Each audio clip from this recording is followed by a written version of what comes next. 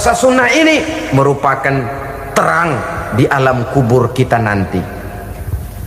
Yang kedelapan, at-tasqil limizanihi, diberikan keringanan pada timbangan di hari akhirat nanti.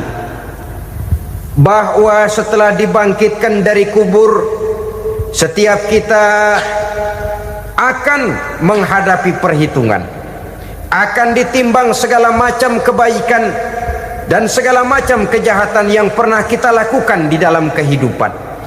Orang yang melaksanakan ibadah puasa sunnah, at-tasqilu limizanihi, diberikan keringanan timbangan hari akhiratnya nanti. Yang kesembilan, an-najah minal bala, diberikan keselamatan dari segala macam bencana. Dan yang ke-10, as-su'ud ala darajatihi, diberikan ketinggian, naik derajatnya, derajat di dunia, lebih-lebih lagi derajat di akhirat nanti. Assalamualaikum warahmatullahi wabarakatuh. Alhamdulillahi rabbil alamin, wa bihi nasta'inu ala umuri dunya waddin. Salatu wassalamu ala ashrafil anbiya wal mursalin, Sayyidina wa maulana Muhammadin wa ala alihi wa sahbihi ajma'in, amma ba'du. Pada pertemuan kali ini secara khusus kita akan membicarakan tentang puasa ini. Kita akan mulai dari yang pertama, puasa sunnah. Sebagaimana yang kita maklum, sunnah adalah satu perbuatan yang apabila kita kerjakan berpahala, tapi apabila kita tinggalkan tidak merupakan dosa. Hanya saja ia merupakan barometer dan ukuran daripada orang-orang yang cinta kepada sunnah itu sendiri. Ada banyak jenis puasa sunnah ini. Yang pertama, puasa sunnah di bulan Muharram. Rasulullah sallallahu alaihi wasallam bersabda, afdalus siyami ba'da Ramadan syahrullahil Muharram, wa afdalus salati ba'dal fariḍah salatul lail. Diriwayatkan oleh Muslim dari Abi Hurairah. Puasa yang paling utama sesudah puasa Ramadan tidak lain adalah puasa di bulan Muharram. Dan solat yang paling afdol sesudah solat yang wajib adalah solat pada sepertiga malam yang akhir. Puasa di bulan Muharram merupakan puasa sunnah dan mempunyai nilai yang sangat besar dalam pandangan Allah Subhanahu wa ta'ala. Buat mereka yang mampu melaksanakan puasa sunnah di bulan Muharram ini, boleh melaksanakannya selama 10 hari. Hari yang pertama, boleh juga 3 hari saja, atau setidak-tidaknya 1 hari daripada bulan Muharram. Yang kedua, puasa 10 hari daripada bulan Zulhijjah. Karena bulan Zulhijjah ini memang termasuk bulan yang dimuliakan oleh Allah Subhanahu wa ta'ala. Pertama, di sana ada hari Tarwiyah, ada hari Arafah, ada hari kurban, ada talbiyah, ada pelaksanaan haji dengan segala manasiknya. Maka puasa sunnah di bulan Zulhijjah merupakan amalan yang sangat utama dan besar pahalanya dalam pandangan Allah Azza wa Jalla. Sebagian ulama menjelaskan, man shoma hazihil ayyam akramahullahu bi asri asya'in. Siapa orang yang melaksanakan ibadah puasa sunnah pada hari-hari 10 di bulan Zulhijjah ini, Allah Subhanahu wa ta'ala akan memuliakannya dengan 10 macam perkara. Saudara, ini keuntungannya. Yang pertama, orang yang puasa di hari-hari 10 bulan Zulhijjah diberikan al-barakah fi umrihi, diberikan keberkahan pada umurnya. Setiap kita ingin memperoleh umur yang berkah. Umur yang berkah itu yang bagaimana? Apa yang jumlahnya panjang? Mungkin.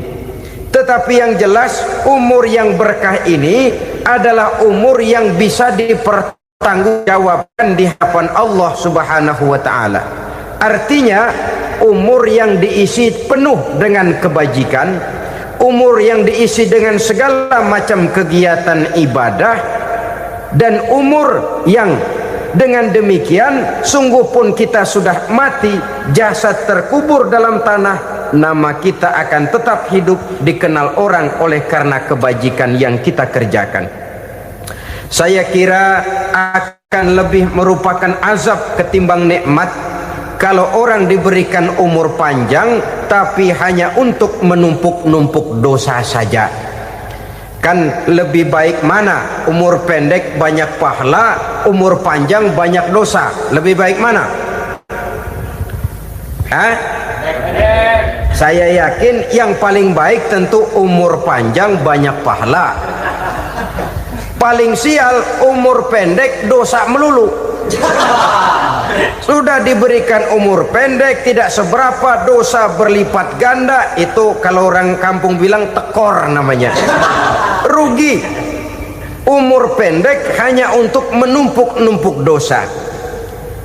Boleh jadi kalau umat-umat zaman dulu, saudara, mereka diberikan umur panjang. Nabi Adam, kita tahu Nabi Adam itu 2000 tahun umurnya. Nabi Nuh 950 tahun. Umatnya ya rata-rata segitu itu. Nah, kalau mereka misalnya punya umur 800 tahun, lalu 200 tahun mereka melakukan dosa, kan masih punya restan 600 tahun untuk taubat. Karena umurnya diberikan jatah panjang. Kita ini oleh Allah Subhanahu wa taala, umat Nabi Muhammad ini umurnya pendek-pendek. Kalau nyontoh Nabi 63 tahun saja. Kalau diberikan 70 tahun umur kita sekarang, itu sudah dapat jatah lebih 7 tahun. Alhamdulillah bahwa Allah memberikan saat-saat, waktu-waktu, tempat-tempat yang punya nilai istimewa, sehingga umur yang pendek ini bisa bernilai panjang, nilai ibadahnya bisa bernilai pahala seperti umat yang berumur panjang dahulu itu. Karena itu manfaatkan umur dengan baik, dan salah satu keberkahan daripada umur akan datang dengan melaksanakan ibadah puasa sunnah. Ini yang pertama. Yang kedua, az-ziyadatu fi malihi, berikan tambahan hartanya, menjadi orang kaya. Kaya apa? Kaya hati setidak-tidaknya. Karena dengan tekun dan rajin melaksanakan ibadah puasa yang segera tertanam dalam jiwa seseorang, merasakan cukup di dalam kehidupan. Itulah dia orang yang paling kaya, orang yang hidupnya paling cukup. Kalau orang sudah merasa cukup dalam hidupnya, maka itulah dia orang yang kaya.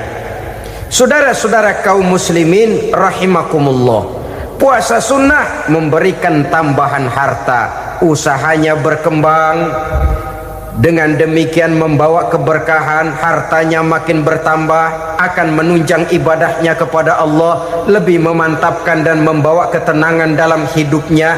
Itu termasuk berkahnya melaksanakan puasa sunnah itu. Yang ketiga, al-hifzu fi iyalihi, diberikan penjagaan, perlindungan terhadap keluarganya, anaknya sehat, sanak famili dan handai tolannya terjaga dan terpelihara dari segala malapetaka, dari segala mara bahaya, kesehatannya terjamin dan terpelihara. Itu sudah merupakan modal yang sangat besar di dalam kita mengarungi kehidupan. Sebab rasanya sulit untuk bahagia, duit kita banyak sekali, usaha kita selalu mendatangkan untung yang berlipat ganda. Tapi sebentar-sebentar anak kita sakit, yang ampek, yang korengan, yang kena musibah, ndak tak karu-karuan sakit, berobat sampai jutaan rupiah. Itu kan sudah tidak membawa kebahagiaan. Uang masuk yang begitu banyak jumlahnya habis akhirnya untuk berobat saja. Sebenarnya hitung-hitung ya seri-seri juga. Usaha berhasil, duit banyak, habis untuk berobat. Lah sama juga saudara-saudara. Jadi dengan demikian biar duit kita banyak, asal keluarga pada sehat saja, udah enak bener itu. Duit banyak, ekonomi cukup, keluarga sehat, nikmat rasanya menjalani kehidupan ini. Yang kiamat sudah duit kagak barang seperak, keluarga ampek semua. Kiamat sudah. Saudara hadirin yang saya hormati, jadi yang ketiga, Allah memberikan pemeliharaan terhadap keluarganya. Satu kali orang dipelihara Allah, tidak satu kekuatan pun yang bisa mencelakakan. Satu kali orang disengsarakan Allah, tidak satu tenaga pun yang mampu menyelamatkannya. Itulah sebabnya perlindungan Allah, pemeliharaan Allah terhadap diri dan keluarga sangat kita perlukan di dalam kehidupan ini. Dengan melaksanakan ibadah puasa, kita mendekatkan diri kepada Allah. Dengan dekat kepada Allah, maka Allah pun dekat kepada kita. Sehingga dalam hadis qudsi dikatakan, ta'arraf ilallahi firraha ya'rifka fi syiddah. Ingatlah kepada Allah di waktu kamu senang, agar Allah ingat kepada kamu di waktu kamu susah. Yang kita laksanakan kadang-kadang sebaliknya. Waktu susah kita ingat Allah, waktu senang kita lupa Allah. Akhirnya nanti pada waktu kita melarat, kebelangsak, susah dan sebagainya, pertolongan tidak akan datang kepada kita. Benar, ta'arraf ilallah firraha ya'rifka fisyiddah. Ingatlah kepada Allah di waktu kamu susah, ingatlah kepada Allah di waktu kamu senang, agar Allah ingat kepadamu di waktu kamu mendapat kesusahan. Umumnya watak manusia memang kalau sudah dapat susah, ingat kepada Allah. Waktu duduk, waktu berbaring, sambil tidur, dalam segala keadaan Allah disebutnya, Allah dimintakan pertolongannya. Tapi dikala dia berada pada posisi di atas angin, merasa senang, bahagia, Allah terlupakan. Saudara-saudara kaum muslimin, itu yang ketiga. Yang keempat, at-takfiru li sayyiatihi. Orang yang melaksanakan puasa sunnah itu diampuni segala dosa dan kesalahan yang telah dilakukannya. Dan yang kelima, at-tad'ifu li hasanatihi, diberikan balasan yang berlipat ganda dari segala kebaikan yang dikerjakannya. Satu berbalas 7, 7 bisa berbalas 10, 10 masih berbalas 100, masih ditambah dengan wallahu yudha'ifu liman yasha. Allah melipat gandakan pahala orang-orang yang dikehendakinya. Maka carilah satu kebaikan yang apabila kita kerjakan, dosa akan dihapus dan nilai pahalanya menjadi berlipat ganda. Satu kali kita bekerja, 2-3 pulau bisa kita raih dan kita jangkau.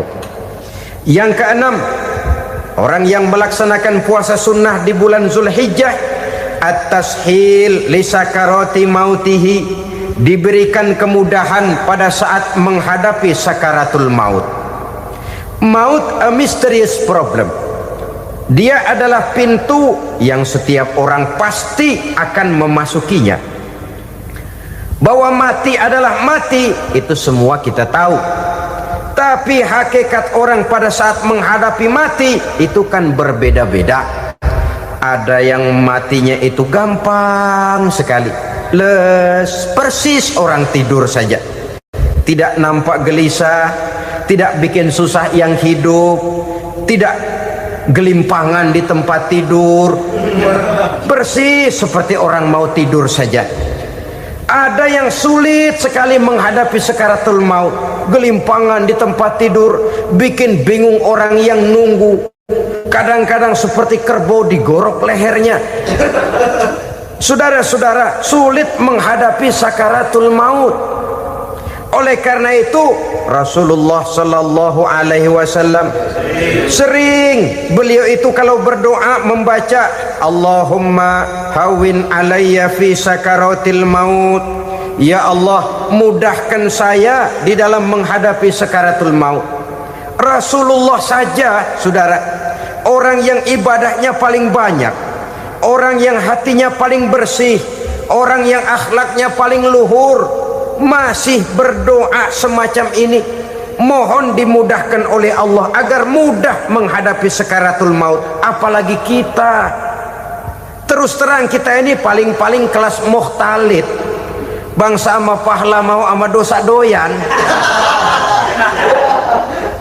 Lebih perlu lagi menghadapi sakaratul maut, sehingga apabila malaikat maut datang menjemput nyawa kita, dimudahkan, jangan dibikin sulit, supaya mudah. Jadilah orang baik-baik. Biasanya kalau banyak yang mati, malaikat maut juga kali main-mainin dulu tuh orang, kutak-katik, ditakut-takutin dan segala macam. Saudara hadirin yang saya hormati, maka menghadapi sakaratul maut ini merupakan kunci. Apakah seseorang bisa husnul khatimah atau bisa su'ul khatimah? Salah satu jalan untuk memudahkan diri menghadapi sakaratul maut, melaksanakan puasa sunnah di bulan Zulhijjah ini. Yang ketujuh, ad-diya'u li zulumati qabrihi, diberikan terang di alam kuburnya. Kubur, saudara tahu, saudara tentu sering lihat orang dimasukkan ke liang lahat, ditutup dengan papan, dinding ari kata kita di kampung, lalu diuruk lagi dengan tanah. Dalamnya liang lahat, gelapnya liang lahat, gelapnya diuruk dengan tanah, gelapnya di dalam kubur, tiga gelap yang menjadi satu. Bapak moyangnya gelap.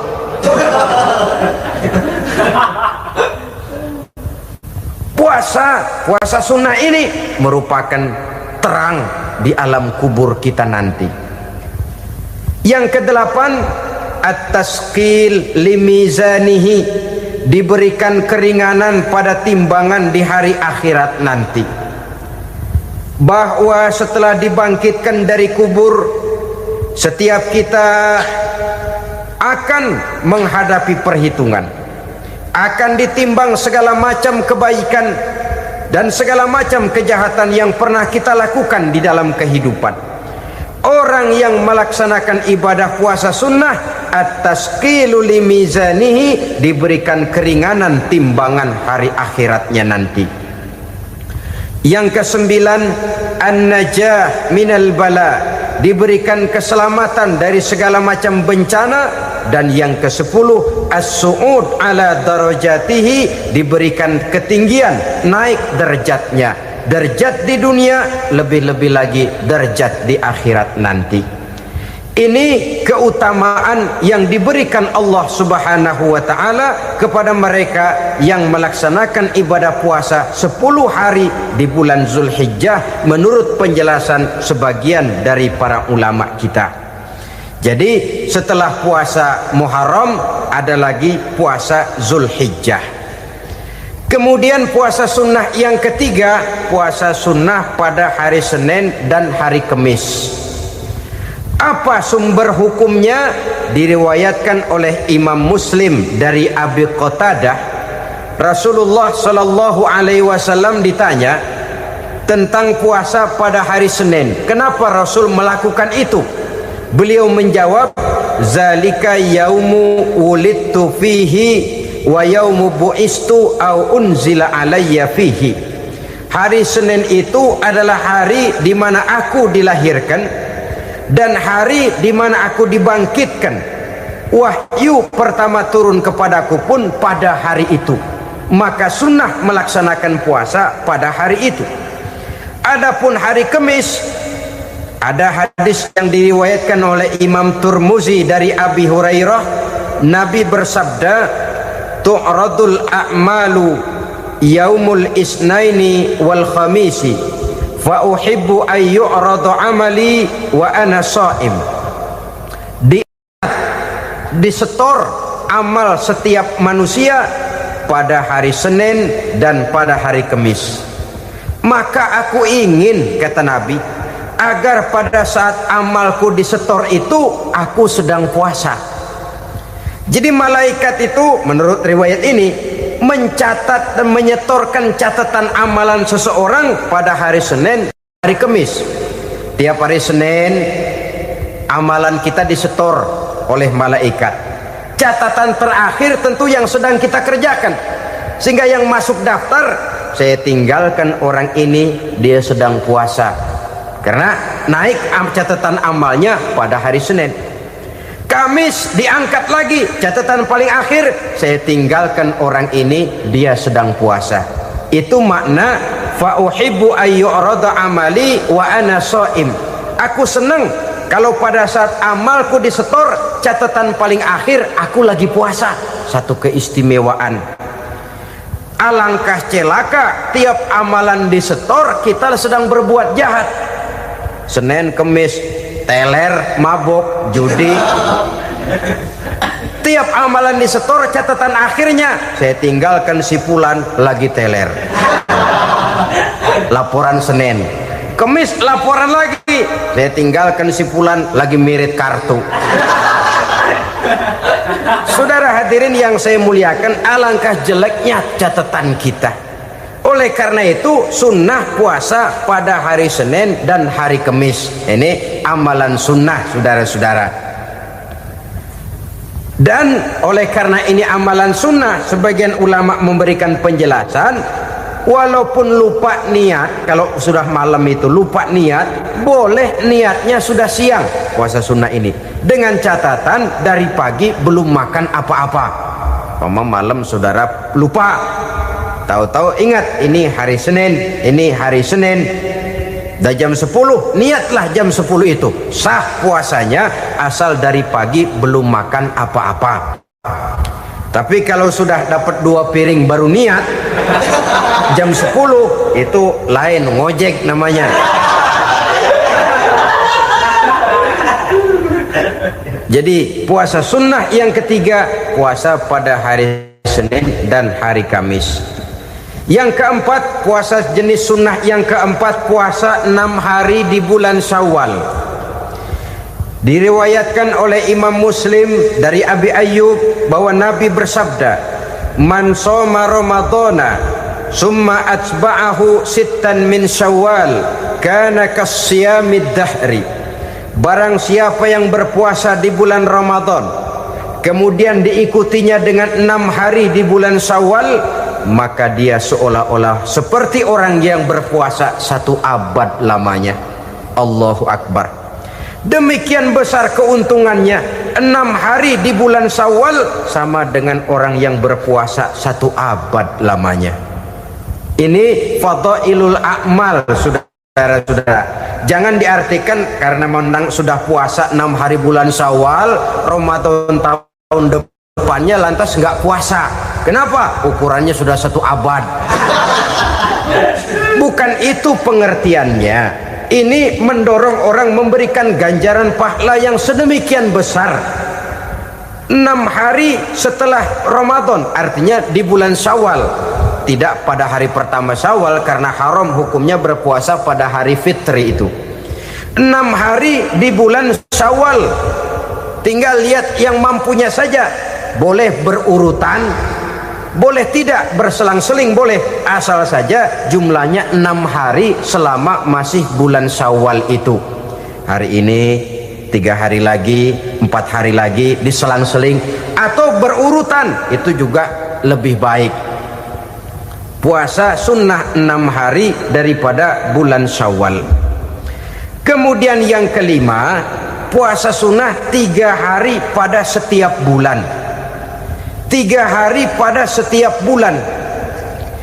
Diriwayatkan oleh Imam Bukhari dan Muslim dari Abi Hurairah. Abi Hurairah bercerita, "Ausani khalili sallallahu alaihi wasallam bisalasin." Kekasih saya Rasulullah berwasiat kepada saya, memesankan benar-benar kepada saya untuk melaksanakan 3 amalan yang terpuji. Pertama, siyamu salasati ayyamin min kulli syahrin. Puasa 3 hari dalam setiap bulan. Ini wasiat yang pertama. 3 hari pada setiap bulan. Tidak peduli bulan apa saja. Dalam artian ya bulan menurut perhitungan Islam ya. Muharram, Safar, Rabiul Awal, Rabiul Tsani, Jumadal Ula, Jumadil Akhir, Rajab, Sya'ban, Ramadan, Syawal, Zulqa'dah, Zulhijjah dan selanjutnya. 3 hari pada setiap bulan. Tanggalnya tanggal berapa saja.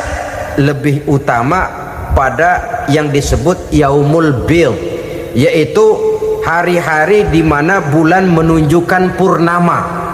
Tanggal 13, tanggal 14 dan tanggal 15 pada setiap bulannya itu disunahkan melaksanakan puasa. Itu wasiat pertama, puasa 3 hari pada setiap bulan. Wasiat yang kedua, warok'atai duha, melaksanakan sholat duha sekurang-kurangnya 2 rakaat. Itu wasiat yang dipesankan benar kepada saya, kata Abi Hurairah.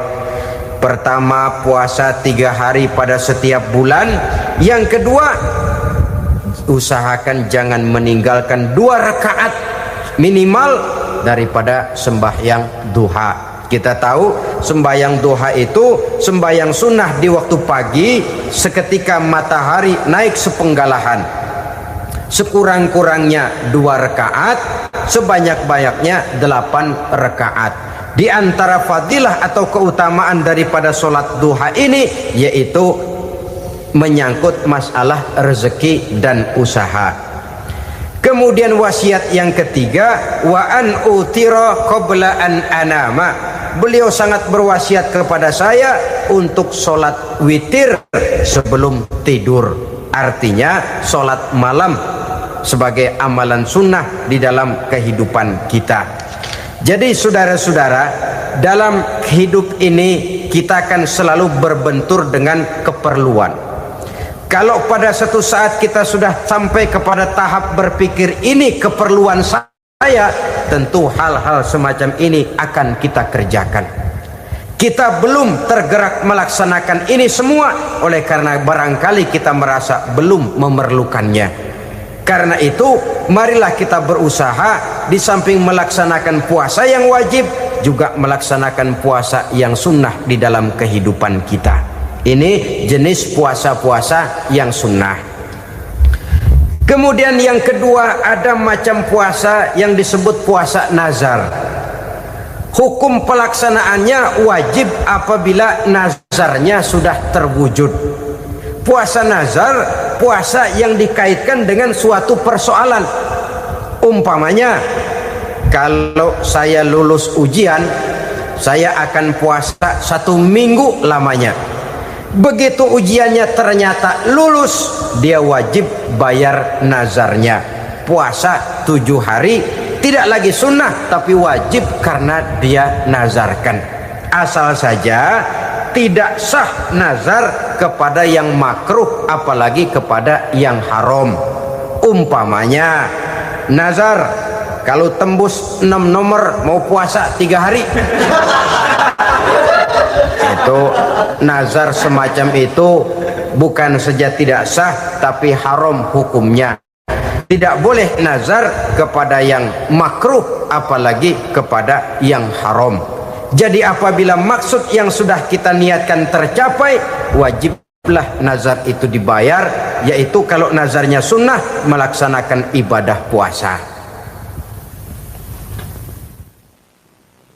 Saudara-saudara kaum muslimin rahimakumullah. Jenis puasa yang ketiga kita kenal dengan puasa wajib. Dan ini kita laksanakan pada bulan suci Ramadan.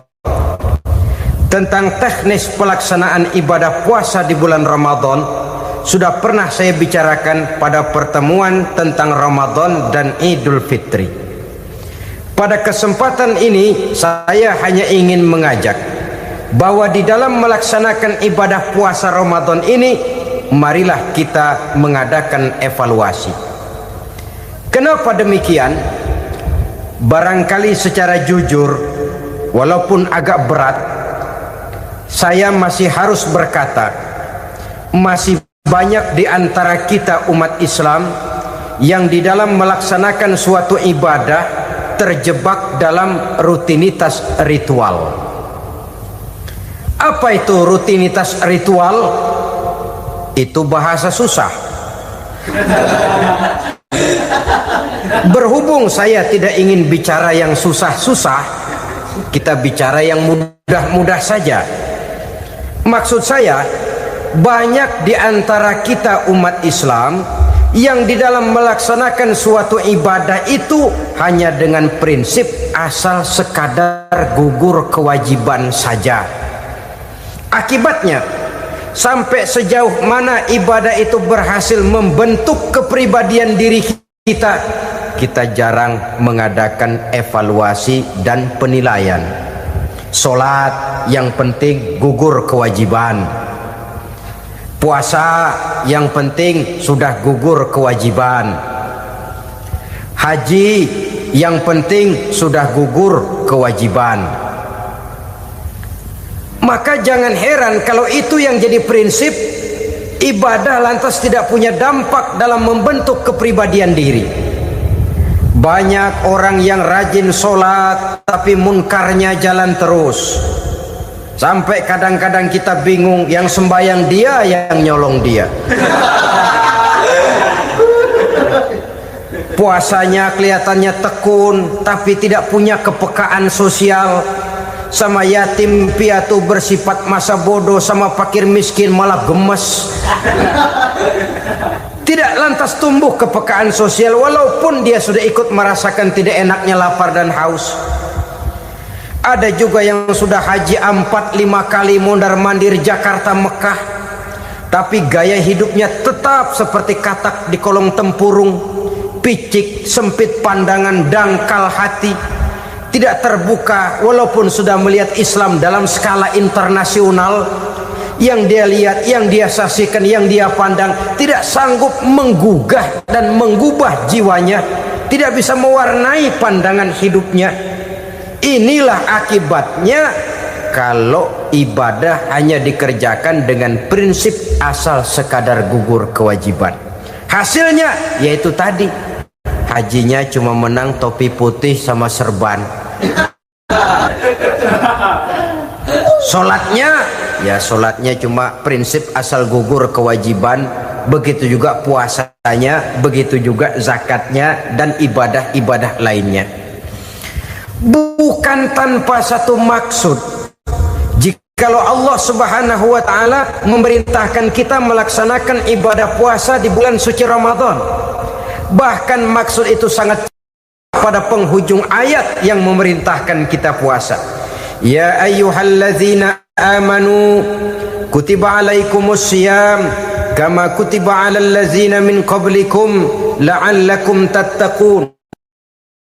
Orang yang beriman diwajibkan atas kamu berpuasa, telah diwajibkan juga kepada orang-orang yang sebelum kamu, la'allakum tattaqun, agar kamu dengan puasa itu menjadi manusia yang bertakwa kepada Allah Subhanahu wa taala.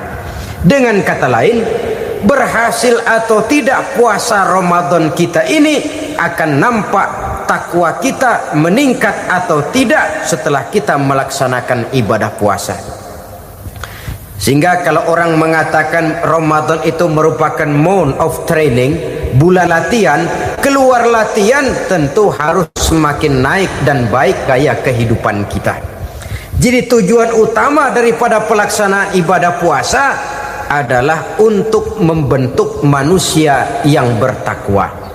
Nah, takwa itu kata Imam Qusairi hurufnya ada 4. Ta, qaf, wawu, ya. Masing-masing huruf ini simbol dari pribadi orang yang bertakwa, bina dan dibentuk oleh pelaksanaan puasanya. Mari kita lihat. Huruf ta adalah lambang dari sifat tawadhu, rendah hati. Orang yang bertakwa, orang yang tidak mempunyai sifat sombong. Puasa menanamkan kita kesadaran terhadap kelemahan, terhadap keterbatasan, terhadap segala ketidakmampuan yang kita miliki.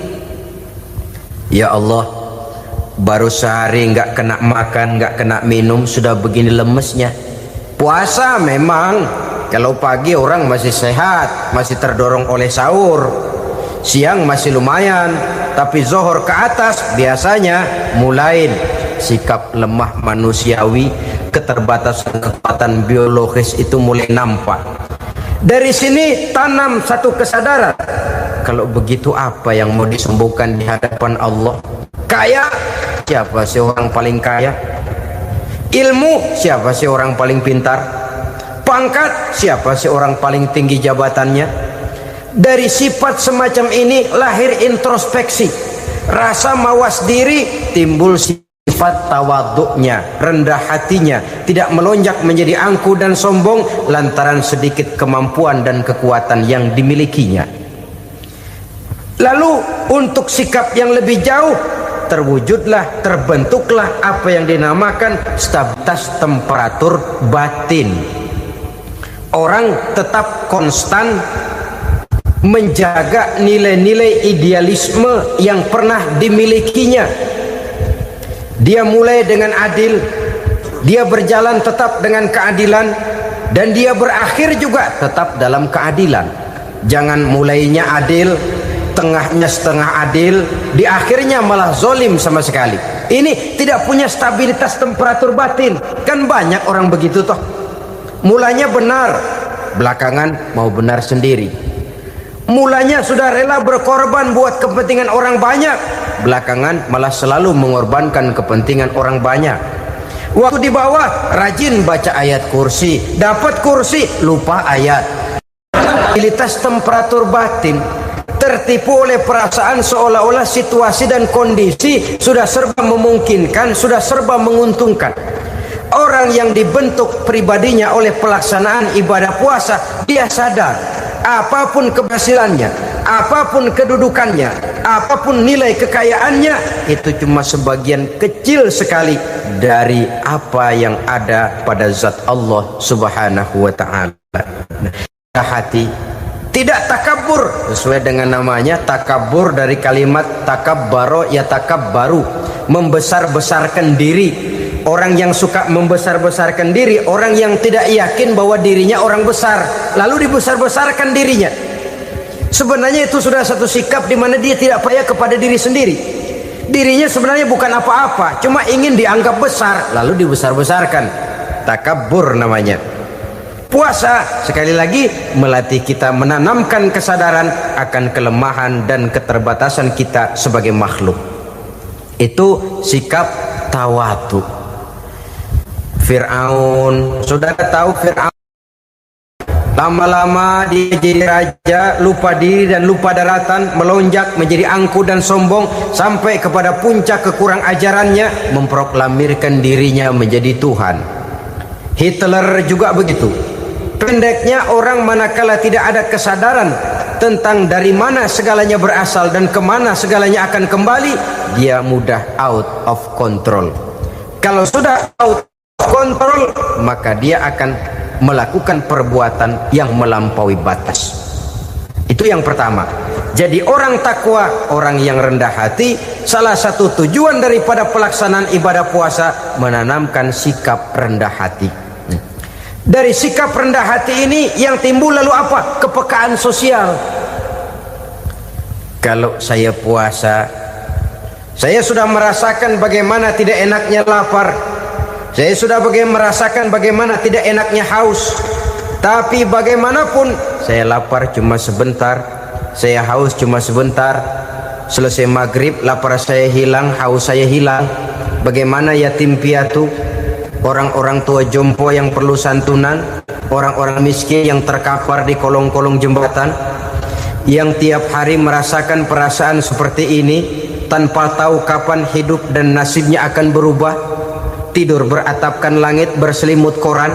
Kalau demikian, saya ini beruntung. Kalau demikian, apa yang bisa saya lakukan untuk mereka? Kepekaan sosial ini lalu timbul dalam apa yang orang sekarang namakan solidaritas, kesetiakawanan sosial. Hidup tidak hanya untuk kepentingan diri dan perutnya sendiri saja, tapi mau menolong, mau membantu orang yang memang memerlukan bantuan dan pertolongan itu sendiri. Jangan setelah tahu lapar tidak enak, haus tidak enak, tapi kita tidak mau tenggang rasa, tidak mau timbang rasa. Begini loh tidak enaknya lapar, begini loh tidak enaknya haus. Ini terjadi pada diri saya masih mampu, masih berbuka puasa. Bagaimana yang tiap hari merasakan seperti ini? Tidak Ramadan, tidak Syawal, tidak Zulqa'dah, tidak Zulhijjah, selalu kelaparan dan kehausan. Dari sana timbul kepekaan sosial. Lalu lahirlah sikap pemurah, dermawan, mau menoleh ke kiri dan ke kanan. Bahkan Al-Quran itu sampai mengancam betul. Ara'aita allazi yukadzibu bid-din fadzalika allazi yad'ul yatim wa la mendustakan agama. Islam mendustakan Islam.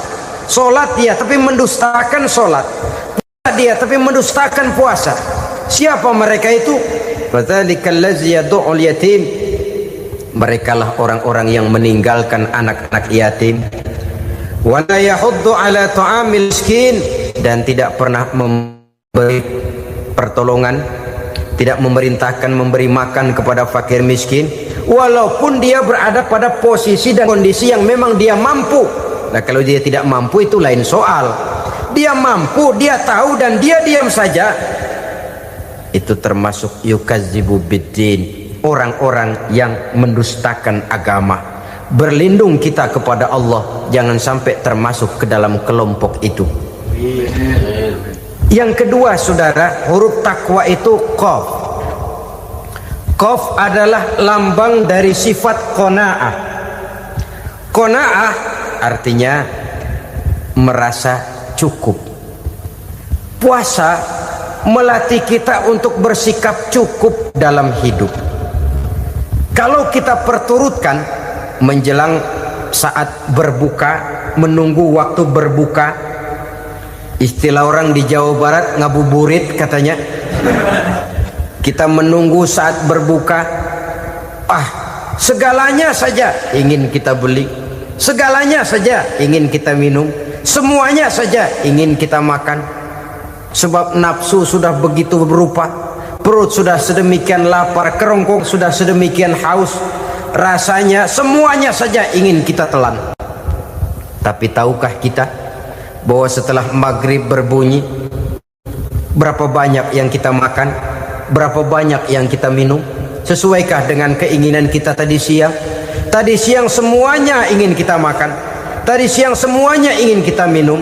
Setelah berbuka, berapa banyak yang kita makan, berapa banyak yang kita minum? Itulah kehidupan. Segalanya ingin kita kuasai, segalanya ingin kita punyai, tapi berapa sih yang benar-benar kita perlukan? Maka orang kaya adalah orang yang hidupnya cukup. Orang miskin hakikat yang selalu merasa kurang. Bagaimanapun besar rumah, banyak uang kita, berpuluh kendaraan kita, kalau hidup selalu merasa kurang, itu artinya kita masih miskin. Maka jikalau ingin menjadi orang kaya, kuncinya hakikatnya cuma satu, hati kita merasa cukup dengan yang diberikan Allah, bersyukur atas segala nikmatnya, dan dengan syukur itu, nikmat itu akan ditambah oleh Allah Subhanahu wa ta'ala. Puasa menimbulkan sifat qanaah, dan qanaah adalah watak daripada orang-orang yang bertakwa kepada Allah Subhanahu wa ta'ala. Persis seperti orang minum air laut, makin diminum makin haus, makin diminum makin kering tenggorokan. Begitulah orang berhadapan dengan materi. Tadinya dia akan senang kalau dia merasa punya tanah ratusan hektar. Sudah ratusan hektar tidak cukup, ngelamun lagi, alangkah nikmatnya kalau bisa beli gunung. Gunung dibeli, sudah punya gunung, lihat laut, aduh kalau laut juga bisa dibeli, beli lagi laut. Sudah punya laut, lihat ke atas langit, ada yang jual apa enggak ya?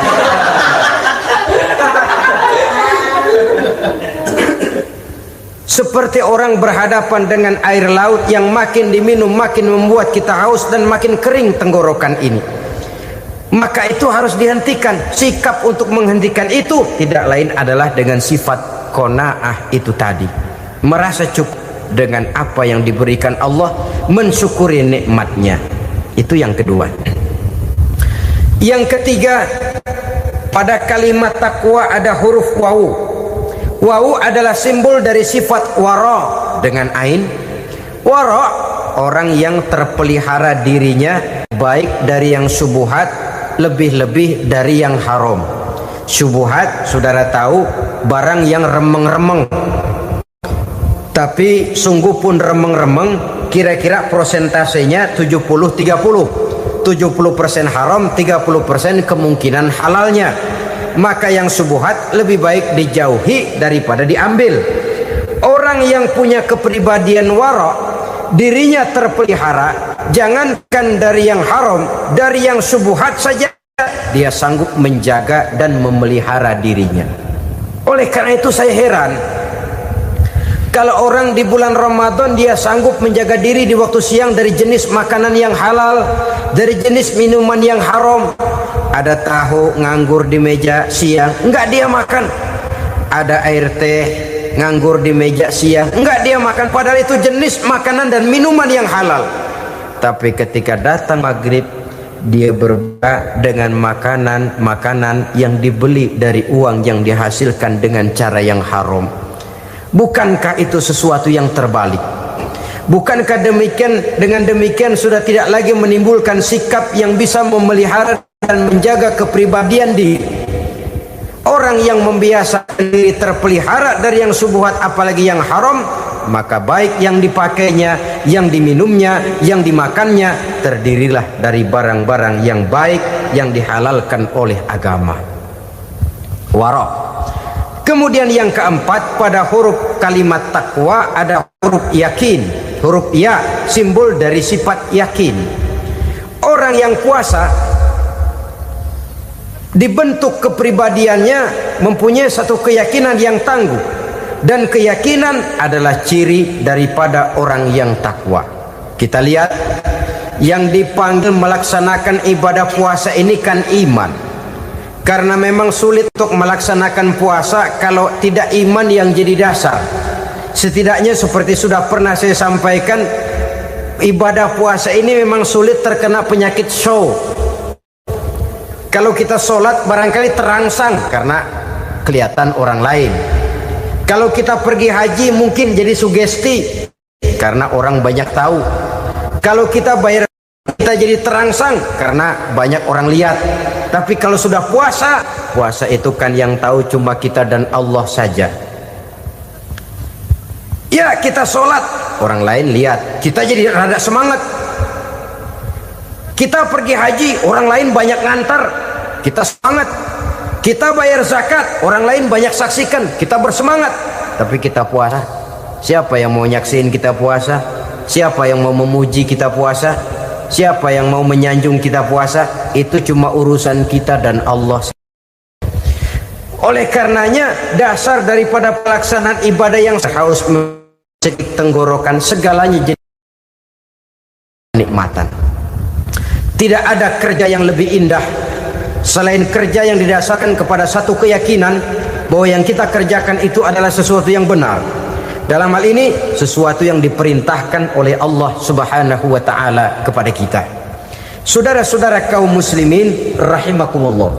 Demikianlah titik evaluasi kita. Jangan berpuasa hanya dengan prinsip asal sekadar menggugurkan kewajiban saja, yang akan berakibat Ramadan tahun ini berakhir begitu, Ramadan terjebak menjalani rutinitas ritualnya saja. Bahkan kadang-kadang yang nyata betul, Nabi menganjurkan tingkatkan ibadah pada 10 hari yang akhir di bulan Ramadan, tanggal 20 sampai akhir Ramadan. Yang kita praktekkan malah kegiatan ibadah kita justru menurun pada 20 Ramadan yang akhir. Coba lihat 20 Ramadan ke atas, itu pasukan tarawih paling kelas 60-70 tahun ke atas. Kemana yang lain sudah berpikir menghadapi lebaran, berpikir pulang mudik, berpikir macam-macam. Akibatnya konsentrasi ibadah lalu buyar. Dianjurkan Rasul, tingkatkan ibadah pada 10 hari yang terakhir. Kita malah makin ke akhir makin lancip.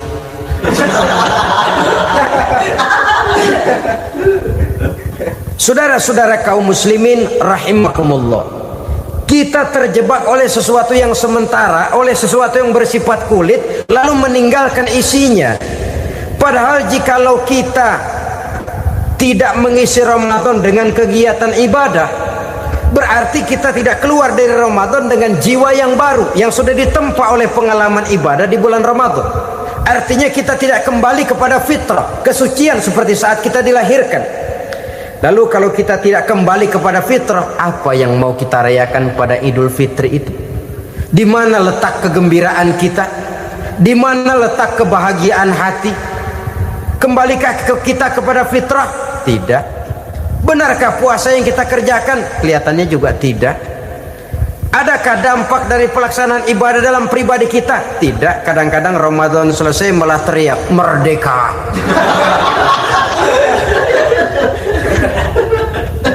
Kalau tadinya Ramadan dia merasa terhalang, mau keluar siang, mau makan siang, bulan puasa, mau minum siang, bulan puasa, mau gandengan, bulan puasa. Ramadan selesai, kibarin bendera, teriak merdeka. Lalu kembali merajalela. Saudara-saudara, dampaknya tidak akan kelihatan. Padahal puasa yang baik, la'allakum tattaqun, membentuk manusia yang bertakwa kepada Allah Azza wa Jalla. Nah, sekarang apa kemudahan dan keistimewaan yang akan diberikan Allah kepada mereka yang sampai kepada tingkat takwa ini? Al-Quran menjelaskan, pertama, may yattaqillaha yaj'al lahu makhraja. Barang siapa yang bertakwa kepada Allah Subhanahu wa taala, maka dia akan diberikan makhraja. Makhraja itu jalan keluar dari segala macam kesulitan. Jalan keluarnya ada saja. Menurut ukuran kemampuan dia tidak mungkin, mustahil, tidak bisa, mana mungkin. Tapi pada waktunya ada saja jalan keluarnya. Termasuk jenis yang yaj'al lahu makhraja. Orang yang bertakwa kepada Allah selalu diberikan jalan keluar dari segala kesulitan yang dihadapinya. Siapa sih orangnya yang tidak pernah sulit dalam hidup ini? Siapa orang yang tidak pernah mengalami kesulitan? Tapi kadang orang menilai, itu kelihatannya hidupnya enak aja ya, kayaknya nggak pernah mengalami kesulitan. Sebenarnya bukan tidak pernah mengalami kesulitan, Allah selalu memberikan jalan keluar dari segala kesulitan yang dihadapinya. Lah kalau Allah yang memberikan jalan keluar, tentu sangat mudah sekali. Orang yang bertakwa diberikan jalan keluar dari segala macam kesulitan. Satu. Yang kedua, wa yarzuqhu min haitsu la yahtasib. Dia akan diberikan rezeki oleh Allah dengan jalan yang tidak disangka-sangka. Rezekinya datang dengan cara yang tidak disangka-sangka. Gajinya mungkin kecil, tapi penghasilannya gede. Kan itu yang penting.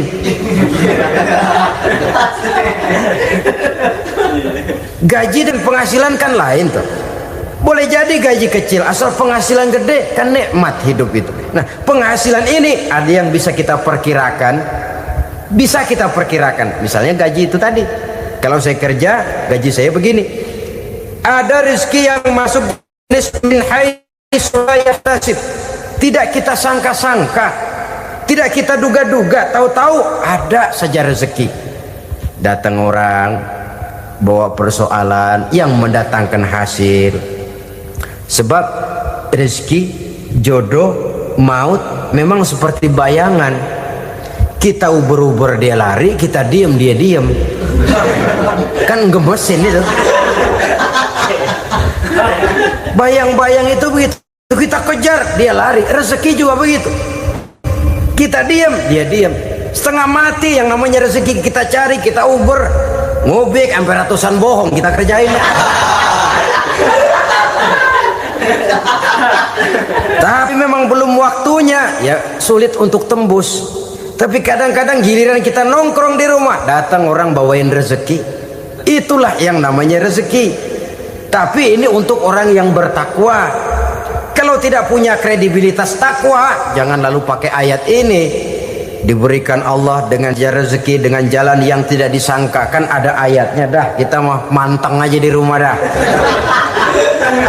Ntar juga tuh rezeki datang. Ini fasilitas yang diberikan kepada orang yang wa may yattaqillah, bertakwa kepada Allah, yarzuqhu min haitsu la yahtasib, diberikan rezeki dengan cara yang tidak disangka-sangkanya. Maka kadar ketakwaan jangan membuat kita buruk sangka. Tuh orang ya nggak kemana-mana, duitnya ada aja. Kalau dia takwa, Allah berikan jalan keluar. Yang lantas ngelihat kiai orangnya ahli ibadah, ilmunya tinggi, akhlaknya luar biasa, takwanya tinggi, rezekinya lancar, lalu husnuzon nih kiai nggak kemana-mana, duitnya banyak, miara tuyul kali ini. Itu termasuk jaminan Allah yang masuk kategori min haitsu la yahtasib. Yang ketiga, yaj'al lahu min amrihi yusra, dimudahkan segala urusannya, dimudahkan segala urusannya. Kemudian yang keempat, yukaffir anhu sayyiatihi wa yu'azzim lahu ajra, diampuni segala kesalahannya dan dibesarkan pahala kebaikan yang dikerjakannya. Maka mudah-mudahan puasa yang kita kerjakan mengantarkan kita kepada ketakwaan kepada Allah, dan takwa membuka janji Allah kepada kita di dalam kehidupan ini. Inilah saya percaya kepada sesuatu yang saya mengerti, sesuatu yang boleh dipelajari sejak TK sampai perguruan tinggi, sejak anak-anak sampai kakek nenek. Saya bukan percaya kepada sesuatu yang saya tidak mengerti tapi yang harus saya percaya. Saya justru percaya kepada sesuatu yang memang saya mengerti. Saudara-saudara, demikianlah bahwa Tuhan dalam Islam adalah Tuhan yang terbuka, rasional, boleh dipelajari sejak kakek-kakek sampai anak-anak, sejak TK sampai kepada perguruan tinggi. Lalu yang kedua, masih menurut kata dia, saya adalah pengagum Amerika, dia bilang. Sebagai penegak hak-hak asasi manusia, sebagai pahlawan demokrasi yang pagi-pagi sudah mencanangkan di dalam dia punya Declaration of Independence bahwa semua manusia dilahirkan sama, all men are created equal. Saya kagum dengan itu. Sampai pada satu saat, menurut cerita dia, saya berada di New York, saya mau masuk sebuah restoran, saya tertegun ketika saya akan masuk. Di pintu restoran itu tertulis white only, white only, hanya melayani kulit putih. Artinya sing kulite ireng minggir. Saya gelo, saya nelongso, bahasa Inggrisnya. Katanya all men are created equal, semua manusia dilahirkan sama. Lah ini kok tegel-tegele, kok sampai hati bikin tulisan hanya melayani kulit putih. Sampai saya melihat dalam Islam ini betapa si kulit putih dan si kulit hitam duduk saling berdampingan. Masjid menjadi simbol semangat kebersamaan mereka. Siapapun masuk masjid buka sepatu. Di sana mereka menghadap ke arah yang sama, menyembah Allah Tuhan yang sama, mengikuti cara Rasul yang sama, melakukan gerak yang sama, membaca bacaan yang sama, dengan bahasa yang sama. Persaudaraan seperti inilah yang lama saya dambakan. Ini kenapa saya memilih Islam. Saudara-saudara kaum muslimin, saya ingin menggunakan cerita ini sebagai pengantar bahwa salah satu misi Islam memang membebaskan manusia dari ras diskriminasi. Nabi menyatakan, innallaha la yanzuru ila suwarikum wa amwalikum, walakin yanzuru ila qulubikum wa a'malikum. Sungguh Allah tidak melihat tampangmu, Allah tidak melihat potonganmu, Allah juga tidak melihat hartamu. Yang Allah lihat adalah hati dan amal perbuatanmu. Islam membebaskan manusia dari ras diskriminasi. Dari manapun orang datang, apapun warna kulitnya, dari suku apapun ia dilahirkan, akidah mengikatnya dalam satu persaudaraan yang mesra, persaudaraan Islam. Nilai manusia dengan demikian bergantung kepada ketakwaannya. Takwa seperti kita tahu adalah bahasa Quran yang sudah menjadi bahasa kita. Sedemikian sering kalimat ini dipakai sampai-sampai ia mengalami pergeseran dari arti yang sebenarnya. Takwa sejauh yang kita baca dari peninggalan para ulama kita mempunyai konotasi imtithalul awamir wajtinabun nawahi, melaksanakan seluruh yang diperintah Allah dan meninggalkan semua yang dilarangnya. Apa perbedaan prinsipnya? Kalau melaksanakan perintah itu sesuai dengan kemampuan, tapi menjauhi larangan itu mutlak. Enak kalau ada ayat jauhilah larangan Allah semampu kamu, enak. Yang semampu kita itu melaksanakan perintah, tapi kalau sudah meninggalkan larangan mutlak, jauhi, tinggalkan. Disitulah nilai ketakwaan seseorang. Ini kan enggak, karena takwa digunakan oleh semua orang, akhirnya artinya bergeser. Semua ngomong takwa. Pejabat kalau dilantik bertakwa, bertakwa, bertakwa, sampai membleh bertakwa. Setelah pelantikan mata takwa ngalor dia ngidul. Harus dikembalikan kepada pengertian asalnya. Takwa itu adalah komitmen seseorang kepada perintah Allah dan komitmen meninggalkan yang dilarangnya sesuai dengan kemampuan. Di situ nilai manusia dalam pandangan Allah. Yang tadi Nabi katakan, Allah nggak lihat potongan kita, Allah nggak lihat harta kita. Yang Allah lihat adalah hati dan amal perbuatan, dan itulah takwa itu. Maha benar Allah dengan firman-Nya yang menyatakan, inna akramakum indallahi atqakum. Yang paling mulia di antara kamu dalam pandangan Allah adalah orang yang paling bertakwa kepadanya. Sering sekali sekarang ini kalimat agama digunakan untuk maksud yang tidak sama dengan maksud agama. Ya contoh kalimat takwa ini. Atau misalnya kita baca iklan, telah berpulang ke rahmatullah dengan tenang. Kalau dengan tenangnya sih boleh dah, mana ada orang mati kelojotan. Tenang. Tapi ke rahmatullah. Rahmatullah itu kan artinya kasih sayang Allah. Kasih sayang Allah itu kan surga. Kalau bajingan mati, enggak ke rahmatullah pulangnya. Kalau mau jujur mestinya telah pulang ke neraka. Kalau mau jujur, kalau mau pakai bahasa netral sopan, telah berpulang. Begitu sajalah. Pulang kemana? Ya sesuai dengan amalan dia. Tapi kita kadang salah kaprah menggunakan kalimat rahmatullah untuk yang tidak baik. Termasuk di dalamnya penggunaan kalimat takwa ini. Padahal disinilah nilai manusia dalam pandangan Allah.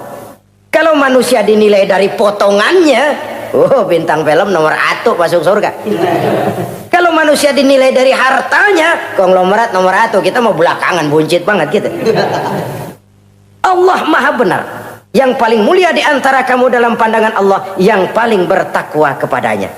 Nah, apa sih sifat-sifat orang takwa itu? Ini yang akan kita bicarakan pada pertemuan kali ini. Berangkat dari surah Al-Baqarah ayat 3 sampai dengan ayat 5, kita akan melihat 5 tanda orang-orang takwa itu. Apa dia? Pertama, alladzina yu'minuna bil ghaib. Orang yang bertakwa adalah orang yang beriman kepada hal-hal yang gaib. Kita tahu bahwa yang ada ini kan cuma 2 saja pada hakikatnya. Pertama Allah, dan yang kedua alam. Allah adalah apa yang selain alam. Yang selain alam itu ya Allah namanya. Allah itu bukan alam, dan alam bukannya Allah. Allah disebut Khalik, alam disebut makhluk. Kemudian alam ini kan ada 2 macam. Ada alam nyata, ada alam gaib. Ada alam syahadah, ada alam gaib. Alam nyata kita sebut dengan alam fisika, dan alam gaib kita namakan dengan alam metafisika. Termasuk dalam alam gaib ini kita wajib beriman. Akhirat, alam gaib, kita percaya akhirat itu ada. Alam kubur, alam gaib, kita yakini keberadaannya. Malaikat, alam gaib. Jin, alam gaib. Setan, genderuwo, memedi, kuntilanak, tuyul. Kita percaya kepada iblis, percaya bahwa iblis itu ada. Kita percaya kepada malaikat, percaya bahwa malaikat itu ada. Dan kepercayaan ini sudah nature. Kalau kita lihat dalam dunia animisme, orang dahulu menyembah pohon sebenarnya kan karena dia percaya bahwa pohon punya kekuatan. Kekuatan itu yang disembah untuk mengharap manfaatnya atau terhindar dari bahaya yang bisa ditimbulkannya. Orang menyembah api karena percaya di balik api itu ada kekuatan. Orang menyembah lautan begitu, orang menyembah gunung begitu. Nah, Islam mengarahkan ini kepada hal-hal yang lebih konkret. Percaya kepada alam gaib. Bahwa di balik alam nyata ini ada alam yang tidak nyata. Apakah itu namanya akhirat, alam barzah, malaikat, jin, itu semua termasuk di dalam alam yang gaib. Orang yang bertakwa, alladzina yu'minuna bil ghaib. Dia percaya kepada yang gaib-gaib itu. Percaya tentang adanya. Bukan percaya kepada iblis lalu ngikutin si iblis, bukan. Kita percaya yang namanya iblis itu ada. Setan itu ada, jin itu ada, malaikat itu ada, alam kubur itu ada. Sebagai makhluk yang diciptakan oleh Allah dan Allah sebagai khalik. Baik alam syahadat, baik alam gaib, penciptanya tetap Allah Subhanahu wa ta'ala.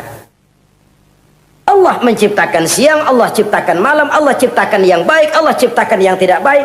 Apa perlunya? Ada manfaatnya untuk keseimbangan dalam alam ini. Manusia kan diberikan kebebasan bahwa segala sesuatu sudah ditentukan Allah memang, tapi kan tidak diberitahukan ke kita. Alam naj'al lahu 'ainaini wa lisana wa syafatain. Bukankah kami berikan kamu dua mata, dua telinga, lidah? Bukankah kami berikan kamu kemampuan untuk berpikir? Kami berikan tunjukkan dua jalan yang baik, yang tidak baik. Kira-kira, manusia, ini jalan kebaikan, akhirnya akan sampai ke surga. Ini jalan kejahatan, akhirnya akan sampai ke neraka. Silakan kamu memilih. Agar kamu tidak salah pilih, kami berikan otak, kami turunkan rasul, kami turunkan wahyu, kami turunkan agama. Kalau sudah semikian komplitnya masih salah pilih juga, emang dasar rezeki bonyok. Dikasih otak, diturunkan nabi dan rasul, diturunkan wahyu, ditunjukkan jalan kebenaran. Malahan kata Imam Mustafa Al-Maraghi, Allah memberikan petunjuk kepada kita itu bertahap. Pertama diberikan yang namanya hidayatul ilham, insting. Insting ini tingkatan dasar yang sangat diperlukan oleh manusia. Kita bisa lapar, kita bisa sedih, kita bisa gembira, kita bisa nangis, kita bisa ketawa. Nggak ada yang ngajarin. Belum pernah saya melihat ada kursus ketawa, belum pernah. Belum pernah ada akademi pertangisan, nggak ada. Itu insting yang kita bawa sejak lahir. Dan anehnya ketawa tiap orang nggak sama, nangis tiap orang nggak sama.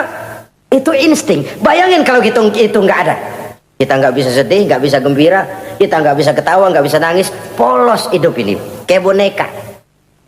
Nggak ada insting. Nah, ini juga diberikan kepada binatang. Binatang kan cuma instingnya insting rendah. Binatang marah bisa marah, tapi perasaan mulia binatang nggak punya. Kepengen dipuji kan kagak ada binatang. Dia cuma punya perasaan-perasaan rendah. Marah, pengen tahu kebo kita sodok, marah dia. Perasaan rendah, lapar binatang punya, kenyang binatang punya, tapi perasaan tinggi binatang nggak punya. Kepengen hidup lebih baik, nggak ada. Kepengen hidup terhormat, nggak ada. Senang kalau dipuji, nggak ada. Coba dah kebo kita puji habis-habisan, diam aja dia. Waduh, lu bukan main, hebat bener. Ya tetap aja kebo. Atau kita caci maki, nggak bakal dia marah. Ini perasaan tinggi, ingin lebih baik, ingin lebih terhormat, senang kalau dipuji, marah kalau dicaci. Itu perasaan tinggi yang hanya diberikan kepada manusia. Manusia dipuji senang, dicaci marah. Orang kita puji walaupun wah kamu hebat bener, walaupun dia bilang ah kamu bisa aja, tapi kupingnya tetap aja mekar. Senang kalau dipuji. Insting yang rendah diberikan juga kepada binatang, tapi bukan insting yang tinggi. Ini petunjuk pertama. Dengan itu kita punya perasaan dasar untuk mengagumi, untuk sedih, untuk gembira dan sebagainya. Setelah insting kita diberikan panca indera yang kerjanya juga nggak sama. Penciuman dengan pendengaran dengan penglihatan kan nggak sama. Yang enak buat kuping belum tentu enak buat hidung. Orang buang angin kalau ditinjau dari segi bunyi enak buat kuping, tapi hidung kan kelabakan. Kerjanya nggak sama. Panca indera ini penting sebagai kesiapan untuk melayani insting. Persiapan melayani insting. Cukupkah? Tidak. Binatang juga diberikan panca indera. Bahkan kadang-kadang panca indera binatang lebih tajam daripada panca indera manusia. Nah, lalu diberikan yang ketiga, ini yang membedakan manusia dari binatang. Apa? Hidayah berupa akal, pikiran. Dengan ini coba kita lihat. Manusia bikin rumah, burung bikin rumah. Tapi bandingkan rumah burung dari tahun atu, ya gitu-gitu aja. Tapi rumah manusia, Masya Allah, modelnya macam-macam. Ada yang kita dari jauh nggak ngerti ini celengan apa rumah orang ini, bundar begini. Binatang bikin rumah, manusia bikin rumah. Binatang bikin rumah dengan insting, manusia bikin rumah dengan otak. Hasilnya berbeda. Manusia tidak punya sayap, tapi dengan otaknya dia bisa terbang lebih tinggi dari burung. Manusia tidak bernapas dengan insang, tapi dengan otaknya dia bisa nyelam lebih dalam daripada ikan. Ini kelebihan manusia dari binatang, diberikan otak. Belum cukup rupanya otak, karena otak ini penemuannya relatif. Apa yang dianggap hari ini benar, besok udah nggak benar. Apa yang hari ini otaknya bilang baik, besok dia bilang jelek. Apa yang hari ini otaknya bilang katakan jelek, besok dia bilang baik. Yang relatif tidak bisa dijadikan pegangan. Maka Allah lalu memberikan yang keempat, Hidayatuddin namanya, petunjuk berupa agama. Diberikan insting, diberikan panca indera, diberikan otak, lalu diberikan agama. Turun para rasul yang 25 itu yang merupakan mata rantai yang berkaitan, tidak terpisah. Misi samawi, semuanya sama bersumber dari Allah yang satu itu.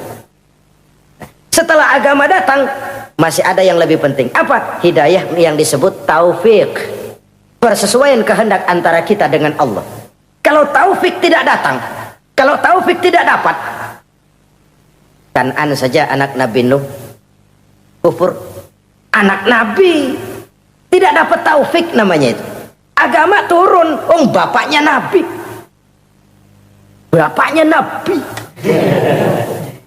Azar, ayahnya Nabi Allah Ibrahim, tidak mendapat taufik. Lalu Abu Jahal, Abu Lahab, pamannya Nabi, tidak mendapat taufik. Lalu istrinya Nabi Lut tidak mendapat taufik. Bayangkan ini, anak Nabi, paman Nabi, bapak Nabi, istri Nabi. Taufik inilah yang hak prerogatif Allah. Insting semua dikasih, panca indera semua dikasih, otak semua dikasih, agama kepada semua diturunkan. Tapi taufik ini hak prerogatif Allah. Lah kita ini bersyukur, ponakan Nabi aja bukan dapat taufik. Tidak sekedar mendengar Islam, mendengar agama, tapi mengikuti agama itu sendiri. Inilah institusi-institusi yang diberikan Allah kepada kita. Jadi kalau sudah begini lengkap, manusia, nih aku kasih, tempuh jalan ini, masih salah juga, dasar sableng. Pantas kalau Allah mengadili, pantas kalau Allah memberikan sanksi. Kenapa? Rasul udah turun, otak dikasih, panca indera dikasih, peringatan dikasih, masih salah juga. Pantas dong kalau diadili. Kecuali kalau Allah nggak nurunin apa-apa, hidup dah selagu-lagu lu sono, mau guling mau kupak terserah deh. Kalau begitu lalu ada pengadilan, nggak adil. Ini institusinya lengkap kok. Pantas kalau Allah mengadakan pengadilan di akhirat. Pantas kalau Allah meminta kita pertanggungan jawab. Komplit begini rupa. Nah, termasuk di dalamnya kita percaya kepada yang gaib ini. Bahwa ada yang tidak nyata di balik yang nyata ini. Ada yang kita percaya kebaikannya, ada yang kita percaya sekedar percaya saja. Kayak setan, iblis, kita percaya adanya, tapi kan nggak wajib ngikutin. Termasuk mempelajari ilmu-ilmunya setan, ilmu-ilmunya iblis. Tenung, santet,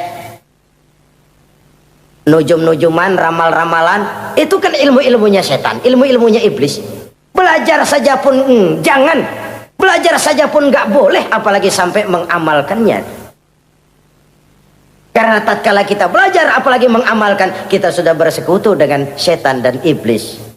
Na'udzubillah summa na'udzubillah. Ini yang pertama. Jadi orang yang bertakwa itu sifatnya yang pertama, dia percaya kepada yang gaib. Di balik yang nyata ada yang tidak nyata. Lah, saudara-saudara, jangankan yang alam seperti ini ya, alam kubur, alam akhirat. Masih di alam nyata ini saja ada sesuatu yang hanya kita bisa rasakan tapi nggak bisa kita lihat, nggak bisa kita pegang. Contohnya angin. Ada tuh, kita rasain tapi kan nggak bisa kita pegang. Bentuknya bagaimana kita nggak tahu. Wah, merah pak, kenapa? Buktinya dikerok. Itu mah merah kerokan, bukan warna angin merah. Sesuatu yang ada tapi hanya bisa kita rasakan. Pedas, makan cabai pedas. Pedas itu ada, tapi kan abstrak. Mana sih pedasnya?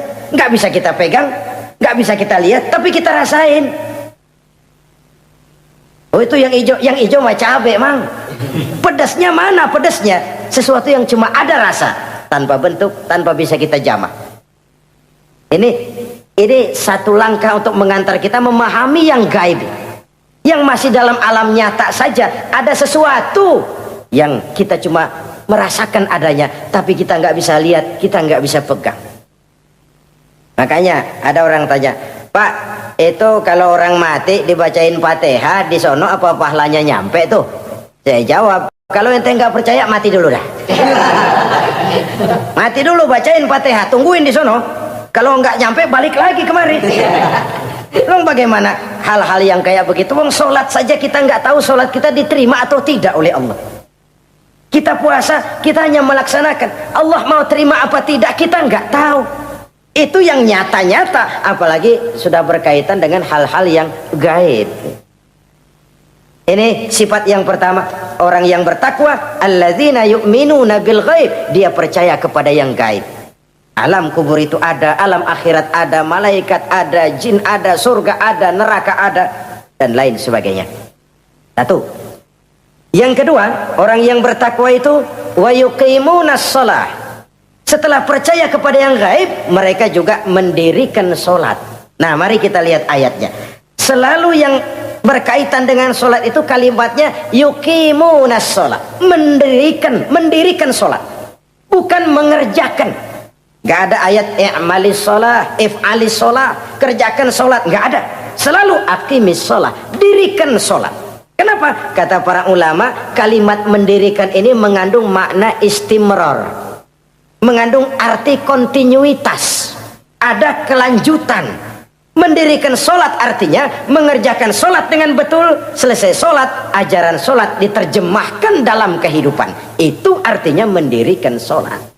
Nah, kalau dilihat dari sisi ini, banyak di antara kita yang sudah mengerjakan sholat tapi belum mendirikan sholat. Sebab mendirikan istimrar, ada kesinambungan. Selesai sholat, ajaran sholat diterjemahkan di tengah-tengah kehidupan bermasyarakat. Sehingga sholatnya punya refleksi, sholatnya punya bias dalam membentuk kepribadian dirinya. Ini kadang-kadang rancu. Yang sembahyang dia, yang nyolong dia. Yang baca Quran dia, yang fitnah orang dia. Yang sedekah dia, yang nyolong dia juga. Ansip bingung bagaimana mutusinnya. Kalau mendirikan sholat mengandung arti kesinambungan, selesai sholat, ajaran sholat diterjemahkan dalam kehidupan. Apa? Banyak tentunya. Misalnya sholat melahirkan sikap rendah hati, melahirkan keikhlasan, melahirkan sifat jujur, melahirkan sifat disiplin, dan lain sebagainya. Dan itu diterjemahkan dalam kehidupan. Kita lihat, ini anggota badan kita yang paling terhormat kan kepala. Kalau bercanda sama teman, dipegang tangan, kita masih senyum. Dipegang kaki, kita masih senyum. Tapi kalau pala dikeplakin, jengkel bukan main. Kenapa? Al-Mukarram itu adanya di sini. Otak, di kepala. Tapi kepala yang kita hormati ini ketika sujud di hadapan Allah sama rendahnya dengan telapak kaki kita. Allahu Akbar. Yang besar cuma Allah. Manusia, kepala sama rendah dengan telapak kaki. Kesadaran ini membias, selesai sholat, kembali ke masyarakat, sombongnya hilang. Apalagi ikhlas. Sholat itu kan lillahi ta'ala. Orang mau puji apa tidak, enggak soal. Orang mau bilang ini, mau bilang itu, soal lain. Yang penting ini saya kerjakan lillahi ta'ala, karena Allah saja, bukan karena yang lain. Disiplin. Sehari semalam 5 kali kita lapor kepada Sang Maha Komandan. Bagaimana tidak akan tercegah dari perbuatan yang keji dan munkar? Seorang prajurit saja, kalau sehari semalam 5 kali dia lapor kepada komandannya, saya yakin dia tidak akan sempat melaporkan yang tidak baik. Pantas kalau Al-Quran memberikan jaminan solat mampu mencegah manusia dari perbuatan yang keji dan munkar. Masih ada yang tanya, Pak, katanya sembahyang mencegah orang berbuat jahat. Iya, teman saya kok sembahyang nyolong ayam. Bagus, sembahyang nyolong ayam. Coba nggak sembahyang, nyolong motor. Gedean lagi yang dicolong. Dan sebenarnya itu bukan jawaban, itu cuma logika saja. Yang benar adalah solatnya belum berfungsi. Dia baru mengerjakan solat, belum mendirikan solat. Inilah yang kalau kita jujur mau bicara, inilah problem kita sekarang ini. Mengislamkan orang Islam. Bagaimana dari mengerjakan solat kita menjadi mendirikan solat. Agar solat itu membuahkan hasil berupa pembentukan kepribadian di tengah-tengah kehidupan sosial kemasyarakatan. Kalau tidak, ya sekedar terjebak kepada rutinitas. Pergi haji begitu, pulang haji bikin gila. Masuk Ramadan begitu, selesai Ramadan ya tetap begitu. Ibadah tidak memberikan bias dalam pembentukan pribadi. Itulah sebabnya digunakan kalimat yuqimunas sholat, mendirikan sholat, yang mengandung arti berkesinambungan. Selesai sholat, jiwa dan semangat, ajaran dan filsafat sholat diterjemahkannya dalam kehidupan sehari-hari. Saudara-saudara kaum muslimin rahimakumullah, sifat yang ketiga dari orang takwa adalah wa mimma razaqnahum yunfiqun. Mereka menginfakkan sebagian dari rizki yang diberikan Allah kepada mereka. Rizki menurut definisi yang diberikan para ulama kita, ar-rizqu bimakna al-ata hissiyan kana aw ma'nawiyan. Rizki adalah pemberian, baik yang abstrak maupun yang konkret. Selama ini kita sering mengartikan rizki hanya dalam bentuk uang, sehingga rizki kita dibatasi oleh pengertian kita sendiri.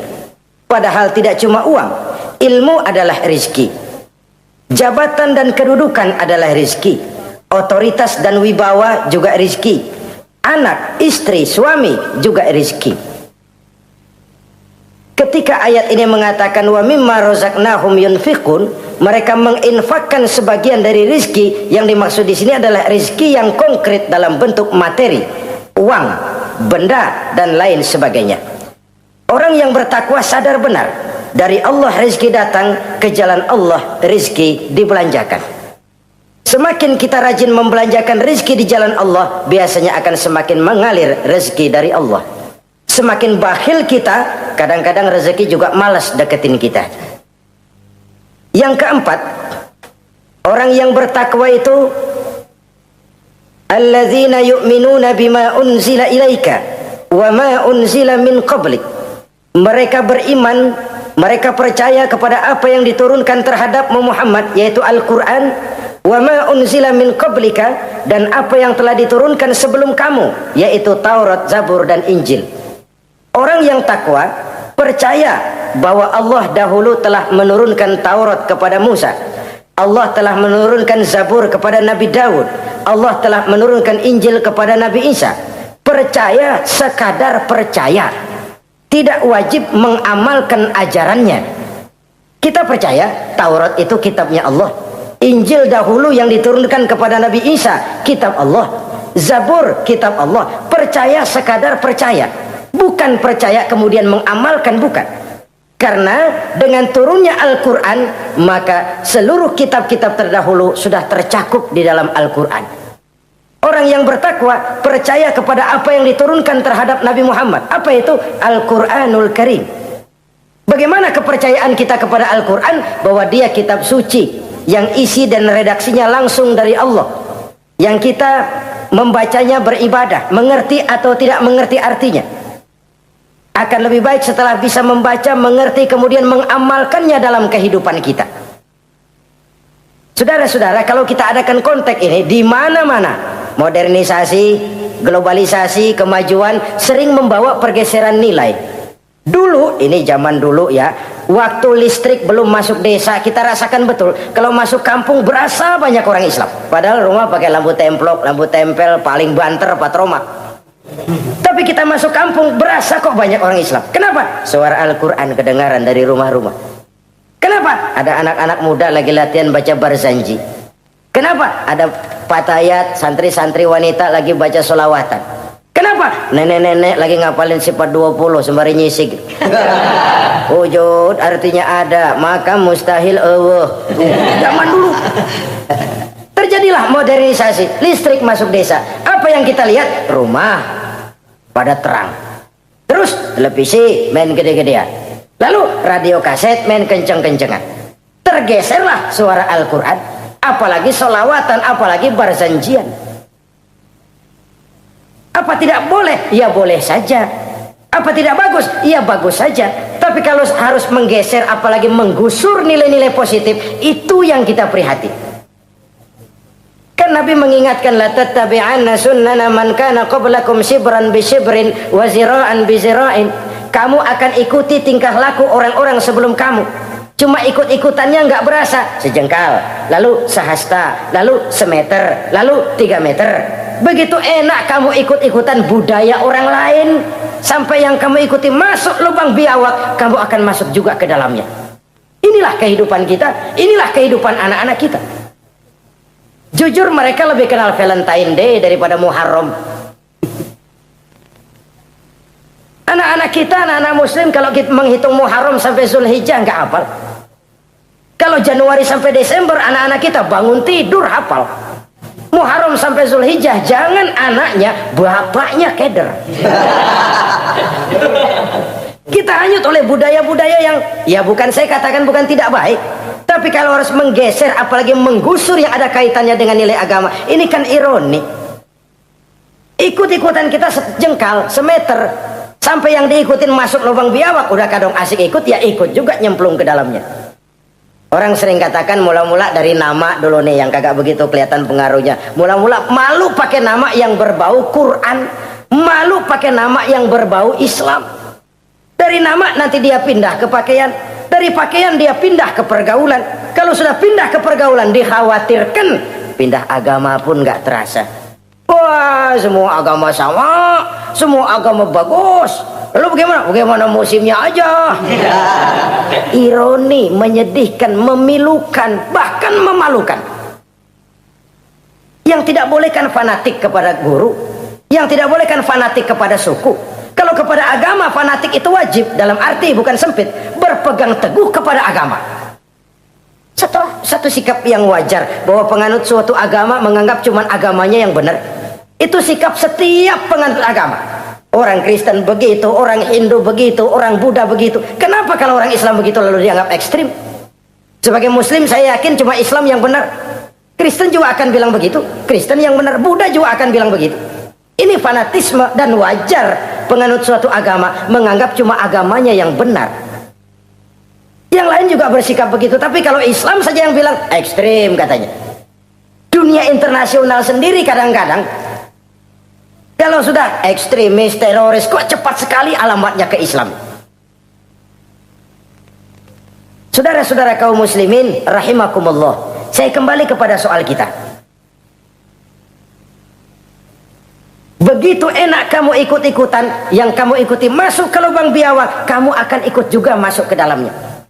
Maka hati-hati bergaul, maka hati-hati memilih teman, maka baik teman pergaulan, lebih-lebih teman hidup.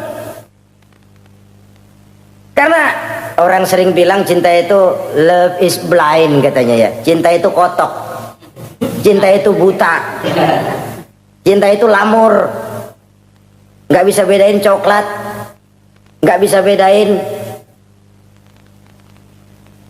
yang lain-lain.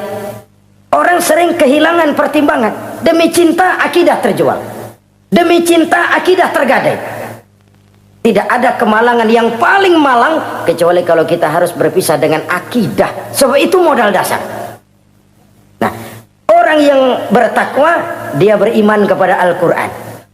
Beriman kepada Quran artinya apa? Menjadikan Quran sebagai imam dan dia sebagai makmum. Konsekuensinya makmum harus ikut imam. Selain Quran dia percaya kepada Injil, kepada Zabur, kepada Taurat. Dilihat dari sudut ini, umat Islam itu lebih toleran loh.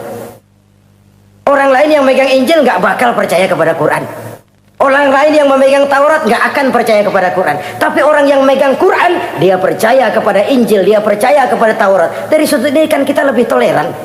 Allah dahulu menurunkan Injil kepada Isa. Yang Injil itu yang kita percaya. Yang Allah turunkan kepada Isa.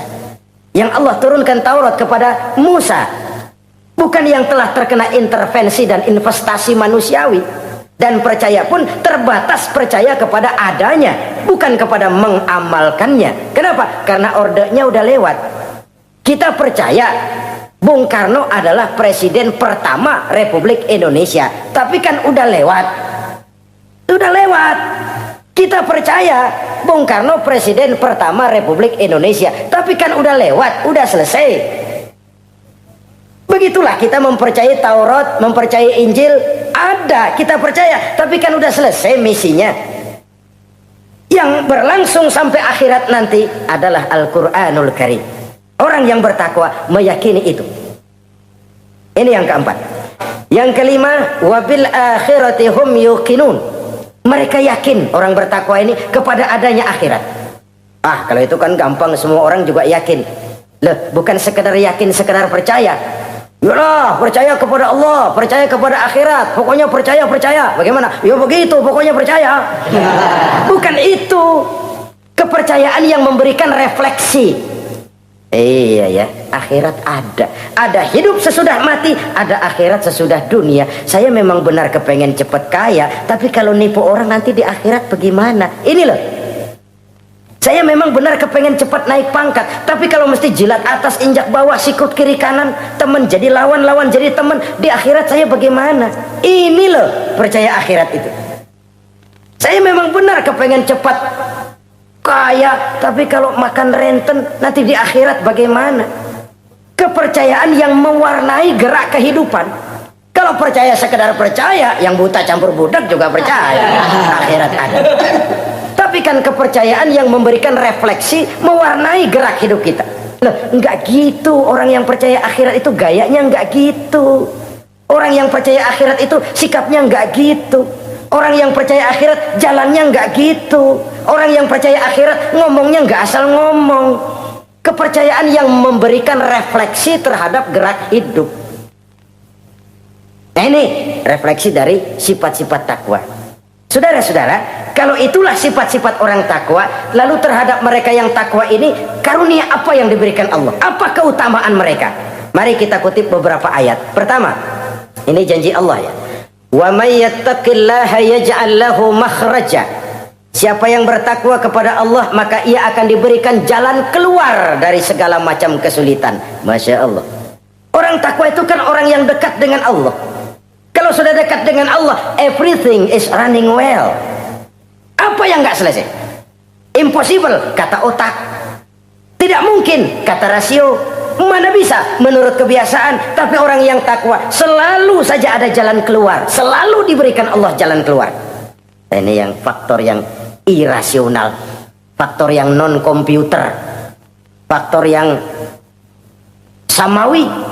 Allah yang mau, ada saja jalan keluar. Coba. Waktu terjadi peristiwa hijrah, Masya Allah, Rasulullah itu sudah dikepung rapat rumahnya, pagar betis. Jangan manusia, tikus saja nggak bisa lewat. Rapat di pagar betis. Kesepakatan sudah jelas, membunuh Muhammad bersama-sama. Apa yang terjadi? Ketika Nabi keluar, buka pintu, وَجَعَلْنَا مِنْ بَيْنِ أَيْدِيهِمْ سَدًّا وَمِنْ خَلْفِهِمْ سَدًّا فَأَغْشَيْنَاهُمْ فَهُمْ لَا يُبْصِرُونَ. Di depan, belakang, di kiri, kanan mereka kami jadikan dinding, kami butakan mereka. Mereka enggak lihat Muhammad keluar dari rumahnya. Allah berikan jalan keluar. Padahal Quraisy siaga satu, pita merah, apel siap, mata menteleng, Nabi lewat enggak kelihatan. Persis ikan bandeng.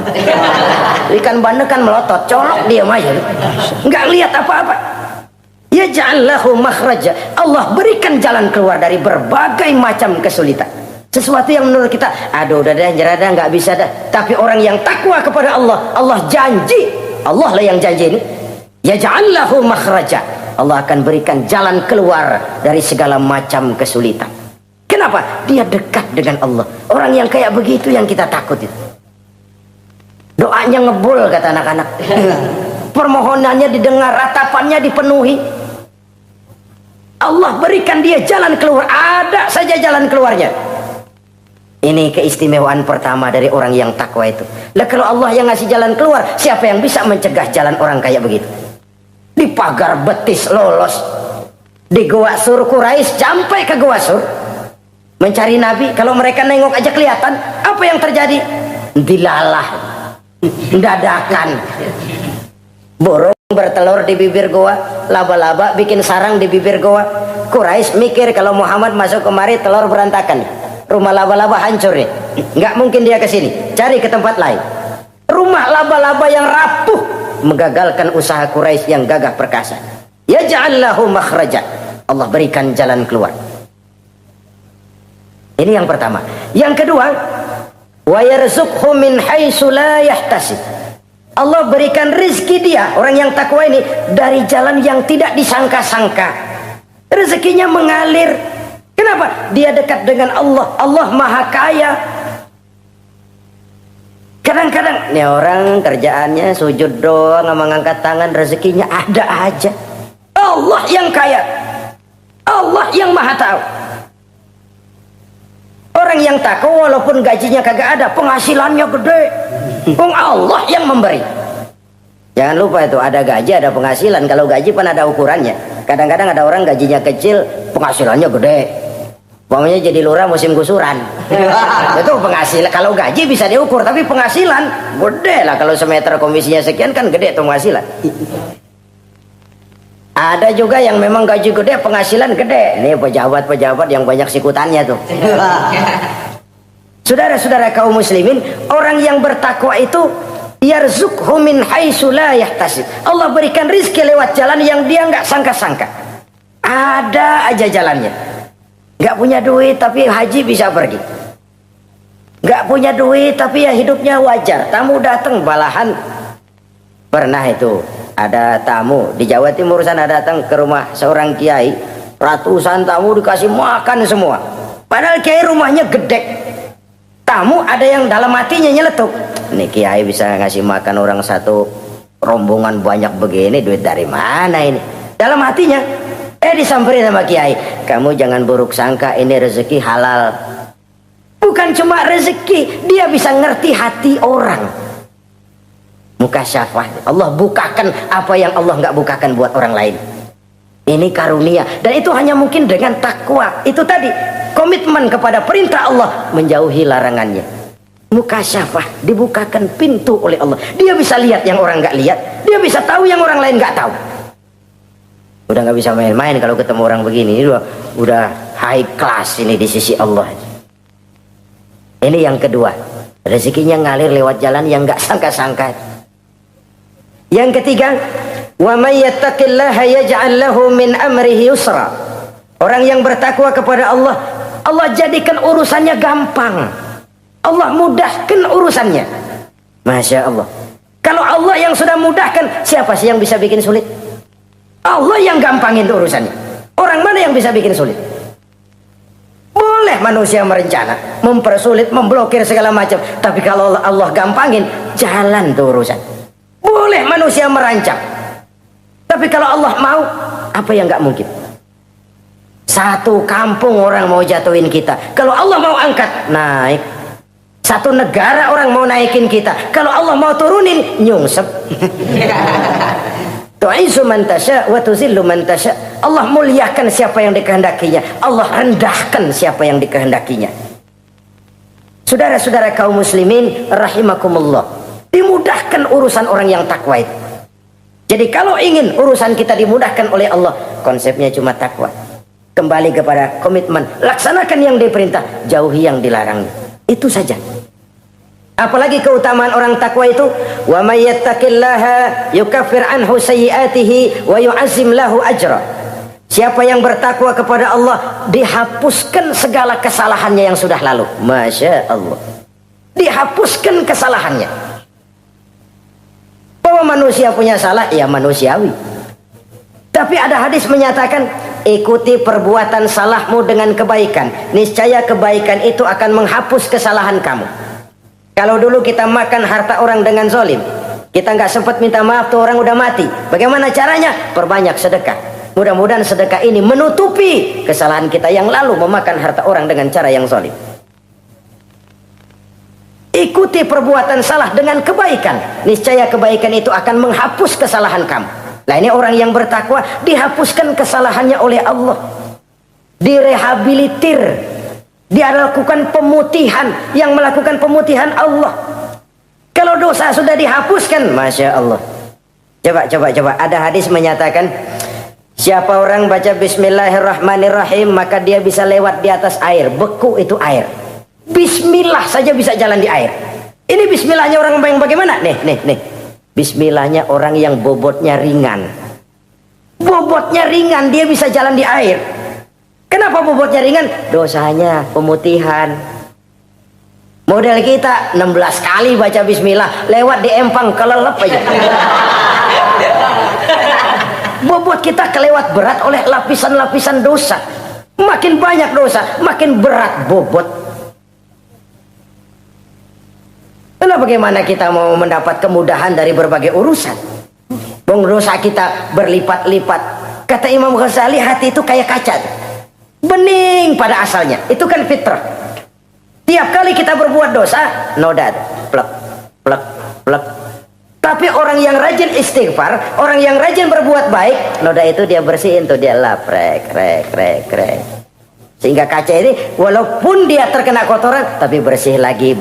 Kenapa? Rajin dilap, rajin istighfar, rajin berbuat baik untuk menutupi kesalahan. Tapi kalau istighfar tidak berbuat baik, berat, itu nanti itu kotoran-kotoran di kaca itu berubah jadi tieng. Tahu tieng? Udah susah diilangin kotorannya, berkarat di atas kaca. Kalau dosa sudah berkarat di hati, susah dihapus, berat untuk taubat, berat untuk melakukan kebajikan, itu sudah kerugian besar buat kita semua. Orang yang baik bukan orang yang tidak pernah salah. Orang yang baik adalah orang yang kalau dia berbuat salah dia sadar, dijadikannya pelajaran untuk tidak diulanginya lagi pada masa yang akan datang. Manusia dalam Islam tidak dilahirkan dengan dosa, tidak. Manusia bertanggung jawab terhadap perbuatannya sendiri-sendiri. Oleh karenanya, apabila kita terjatuh berbuat salah, cepatlah adakan perbaikan. Orang yang bertakwa dihapuskan kesalahannya oleh Allah, dilakukan pemutihan. Ya sama juga televisi lah. Kita dulu udah lupa bayar, kelamaan numpuk. Akhirnya kan kata petugas, yang bulan ini bayar aja dah, yang bulan ini aja dah, yang lain mah pemutihan. Kenapa? Dia sudah lihat kita punya tanda-tanda baik, pengen membayar dengan sebagaimana mestinya. Dari ketakwaan kepada Allah. Lalu wa yu'azzim lahu ajra. Orang yang bertakwa itu diperbesar pahala kebaikannya. Masya Allah. Sudah dosa dihapus, dia diampuni, diputihkan, kebaikannya dilipat gandakan pahalanya. Padahal kita semua sama-sama makhluk. Inilah kenikmatan Islam. Kalau kita berbuat jahat, dibalas dengan yang setimpal. Kalau kita berbuat baik, dibalas berlipat ganda. Wallahu yudha'ifu liman yasha. Allah melipat gandakan pahala kebaikan bagi orang yang dikehendakinya. Alangkah pemurahnya Allah. Dosa kebaikan berlipat ganda, dosa kesalahan seimbang dengan kesalahan itu. Karena itu kata para ulama sufi, kalau kamu berbuat jahat, jangan lihat besar kecilnya, tapi lihat kepada siapa kejahatan kamu lakukan. Kalau kamu mendapat kebaikan, jangan lihat besar kecilnya, tapi lihat siapa yang ngasih kebaikan itu. Kecil dosa kita lakukan, tapi kepada Allah. Sedikit karunia yang kita terima, Allah yang ngasih. Logikanya begini. Saya ketemu menteri, dikasih duit 5.000 perak, 5.000 rupiah. Karena yang ngasih menteri, tuh duit barangkali saya jadiin jimat. Nggak saya belanja-belanjain. Saya simpan. Kenapa? Buat bangga-banggaan, buat cerita-ceritaan. Saya ketemu menteri masa nih 5.000 perak dikasih. Menteri yang ngasih 5.000 rupiah, saya simpan, saya jadikan kebanggaan. Bagaimana kalau yang ngasih Allah, yang serba maha, maha kaya, maha adil, maha tahu, kita lupakan. Akaltum ni'mata rabbikum walam tashkurulah. Tiap saat kita namakan nikmat Allah, tapi kita lupa bersyukur kepadanya. Padahal Allah janjikan, makin kamu pandai bersyukur, makin aku tambah nikmatku. Tapi kalau kamu tidak pandai bersyukur, awas, azabku itu amat pedih. Jadi azab, nikmat maksud saya, bisa berubah menjadi azab kalau kita tidak pandai mensyukurinya. Saudara-saudara kaum muslimin rahimakumullah, dari uraian singkat ini saya ambil beberapa catatan utama. Pertama, nilai manusia dalam pandangan Allah adalah ketakwaannya. 14 abad yang lalu, sebelum orang teriak-teriak tentang hak asasi, Rasulullah sudah mencanangkan semangat persamaan ketika beliau bersabda, "An-nasu kulluhum li Adam, wa Adam min turab, la fadla li arabiyyin ala ajamiyyin illa bittaqwa." Seluruh manusia berasal dari Adam. Adam diciptakan dari tanah. Tidak ada kelebihan Arab dengan yang bukan Arab kecuali takwanya. Di situ nilai manusia dalam pandangan Allah. Takwa bukanlah kulit. Oh, itu kalau sorbannya paling gede berarti paling takwa. Belum tentu. Wah, tasbihnya panjang-panjang. Belum tentu. Oh, jenggotnya jengser. Belum tentu. Oh, kumisnya tebal buat nyaring kopi kali. Itu kulit. Kulit perlu, tapi isi jauh lebih penting. Sehingga Nabi katakan, at-taqwa hahuna. Takwa itu di sini, di sini, di sini. 3 kali. Di hati. Bukan di serban, bukan di tasbih, bukan di sajadah, bukan di sarung. Di sini, di situ takwa. Penggeraknya adalah hati. Dan untuk itu Allah menyediakan fasilitas keutamaan. Diberikan jalan keluar dari berbagai kesulitan, diberikan rizki dengan jalan yang tidak disangka-sangka, dihapuskan kesalahannya, dimudahkan usahanya, diperbesar pahala kebajikannya. Karena itu, untuk mengejar posisi di hadapan Allah, tidak lain adalah takwa. Allah tidak bedakan manusia dari keturunannya, warna kulitnya, tapi dari ketakwaannya kepada Allah. Orang yang takwa disebut muttaqin, dan itulah nilai tertinggi manusia di hadapan Allah Subhanahu wa taala. Semoga kita diberikan kekuatan untuk mencapai martabat takwa ini dan mendapat keutamaan-keutamaan seperti yang dijanjikan Allah. Sekian dulu jumpa kita kali ini. Insya Allah lain kesempatan kita jumpa kembali. Terima kasih atas segala perhatian. Mohon maaf atas segala kekurangan.